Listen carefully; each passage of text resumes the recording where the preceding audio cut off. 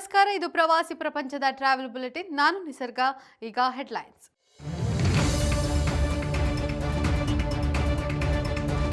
ಕೈಗೂಡದ ನಂದಿ ಬೆಟ್ಟದ ರೋಪ್ವೇ ಕನಸು, ಹೋಪ್ ಕಳೆದುಕೊಂಡಿರುವ ಪ್ರವಾಸಿ ಲೋಕ. ಮೆಟ್ರೋ ನೀಲಿ ಮಾರ್ಗಕ್ಕೆ ನೂತನ ತಂತ್ರಜ್ಞಾನ, ಸಂಚರಿಸಲಿವೆ ಚಾಲಕರಹಿತ ರೈಲುಗಳು. ಉತ್ತರ ಕರ್ನಾಟಕದಲ್ಲಿ ತಲೆ ಎತ್ತಲಿದೆ ವಿನೂತನ ಬೃಂದಾವನ, ನಿರ್ಮಾಣ ಹಂತದಲ್ಲಿರುವ ರಾಜ ಲಖಮಗೌಡ ಉದ್ಯಾನಕಾಶಿ. ಕರ್ನಾಟಕ ವಿಶ್ವವಿದ್ಯಾಲಯದಲ್ಲಿ ಪಕ್ಷಿ ವೀಕ್ಷಣೆ ಕಾರ್ಯಕ್ರಮ, ಕ್ಯಾನನ್ ಇಂಡಿಯಾ ಸಹಭಾಗಿತ್ವದಲ್ಲಿ ಬರ್ಡಿಂಗ್ ಫೋಟೋ ವಾಕ್. ನಂದಿ ಬೆಟ್ಟದ ರೋಪ್ವೇ ಕಾಮಗಾರಿಗೆ ರಾಜ್ಯ ಸರ್ಕಾರ ಅನುಮೋದನೆ ನೀಡಿ ವರ್ಷಗಳೇ ಕಳೆದಿವೆ. ಆದರೆ ಇದುವರೆಗೂ ಕಾಮಗಾರಿ ಪ್ರಾರಂಭವೇ ಆಗಿಲ್ಲ. ಕೇಂದ್ರ ಅರಣ್ಯ ಇಲಾಖೆ ಎನ್ಒಸಿ ನೀಡದಿರುವುದೇ ಇದಕ್ಕೆ ಮುಖ್ಯ ಕಾರಣವೆಂದು ತಿಳಿದು ಬಂದಿದೆ. ರೋಪ್ವೇ ನಿರ್ಮಾಣಕ್ಕೆ ನಿಗದಿಯಾಗಿರುವ ಅರಣ್ಯ ಜಾಗ ರಾಷ್ಟ್ರೀಯ ಉದ್ಯಾನ ಹಾಗೂ ವನ್ಯಜೀವಿ ಧಾಮಕ್ಕೆ ಸೇರಿಲ್ಲ.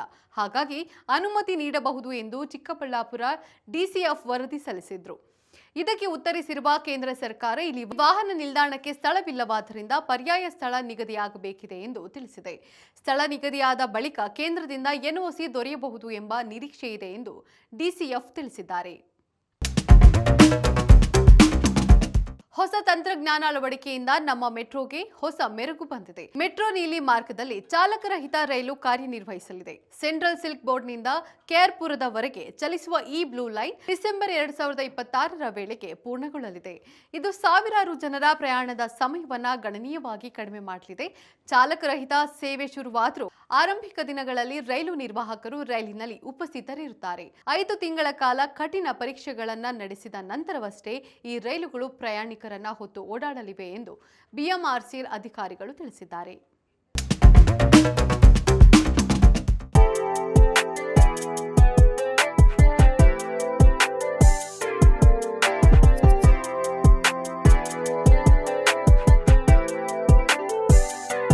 ಉಬುದ್ ಅನ್ನು ಆ ದ್ವೀಪದ ಸಾಂಸ್ಕೃತಿಕ ಹೃದಯ ಎಂದು ಕರೆಯಲಾಗುತ್ತದೆ.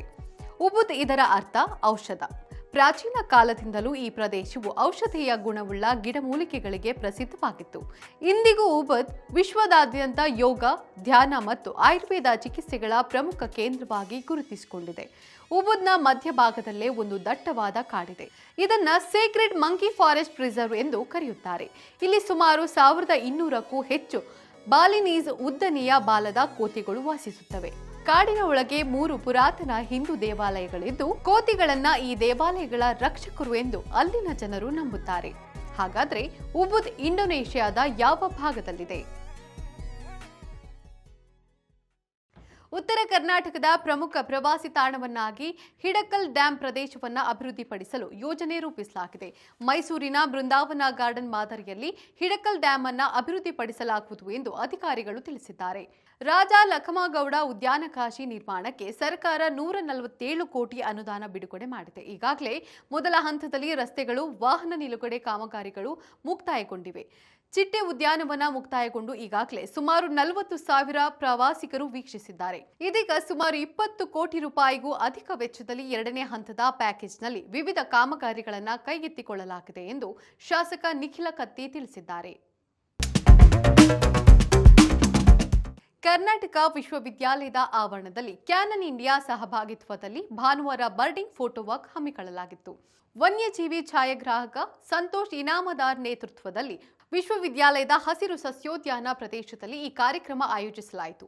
ಪಕ್ಷಿಗಳ ಚಲನವಲನಗಳನ್ನು ಕ್ಯಾಮೆರಾಗಳಲ್ಲಿ ಸೆರೆ ಹಿಡಿಯುವ ಕುರಿತಾದ ಮಾಹಿತಿಯನ್ನ ಮತ್ತು ಕಂಡುಬಂದ ಸಣ್ಣ ಕೀಟಗಳು, ಜೀವಿಗಳು ಹಾಗೂ ಸ್ಥಳೀಯ ಸಸ್ಯಗಳ ಪರಿಸರ ಮಹತ್ವವನ್ನು ನೆರೆದಿದ್ದ ಗಣ್ಯರು ತಿಳಿಸಿದ್ದಾರೆ. ಟಿಕೆಲ್ಸ್ ಬ್ಲೂ, ಫ್ಲೈ ಕ್ಯಾಚರ್, ಬ್ಯಾಬ್ಲರ್ಸ್, ಸ್ಪಾಟೆಡ್ ಡವ್ ಹಾಗೂ ಆಶಿಪ್ರೇನಿಯಾ ಮುಂತಾದ ಪಕ್ಷಿಗಳನ್ನು ವೀಕ್ಷಿಸಿ ಫೋಟೋ ಕ್ಲಿಕ್ಕಿಸುವ ಚಟುವಟಿಕೆ ನೆರೆದಿದ್ದ ಪರಿಸರ ಪ್ರೇಮಿಗಳ ಮನಗೆದ್ದಿತ್ತು.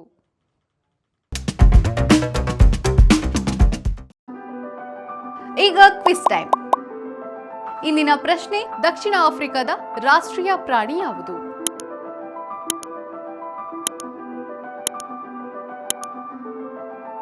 ಸರಿಯಾದ ಉತ್ತರವನ್ನ ಕಮೆಂಟ್ ಮಾಡಿ ತಿಳಿಸಿ.